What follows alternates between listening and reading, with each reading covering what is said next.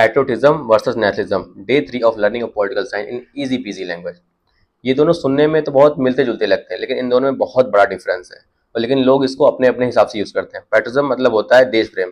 जैसे कोई लोग अपने फूड, कल्चर, पहनावे ओढ़ावे से, अपने चीजों से, अपने देश से प्यार करते हो और हमेशा अपने देश के भलाई के बारे में सोचते हो। देश की भलाई मतलब हो गया कि अगर देश में कोई प्रॉब्लम है या फिर गवर्नमेंट कोई पॉलिसीज लाई या फिर कोई चीजें हैं, तो वो चीजें सही करके वो चीजें सही हो जाए, फिर उसके बाद अपना देश और आगे बढ़ सके। तो ये लोग ऐसा चीजें सोचते हैं कि जो देश में जो कमी है वो चीजें खत्म हो जाए और देश हमारा और आगे बढ़ सके। नेशनलिज्म मतलब ये होता है कि जो हमारा देश है वो सबसे सुपीरियर है। हमारा कल्चर, हमारी आइडेंटिटी, हमारा फूड, हमारा पहनावा ओढ़ावा, हमारा खाना पीना जो भी है वो सब देशों से, सब चीजों में सबसे सुपीरियर माना जाता है। उसको बोलते हैं नेशनलिज्म।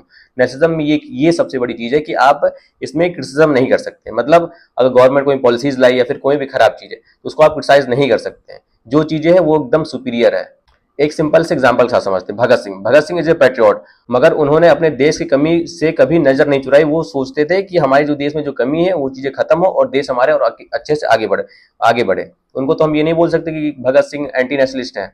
नेशनलिज्म का एक एग्जांपल ले सकते हैं आप, जो 1975 में इमरजेंसी लगी थी। उस इमरजेंसी का रीजन बताया गया कि इंटरनल डिस्टर्बेंस, मतलब कि जो हमारे इंटरनल है, उनके अपोजिशन, मीडिया, इस सबसे दिक्कत है, तो उन सबको जेल में बंद कर दिया गया। एग्जाम्पल है नेशनलिज्म का।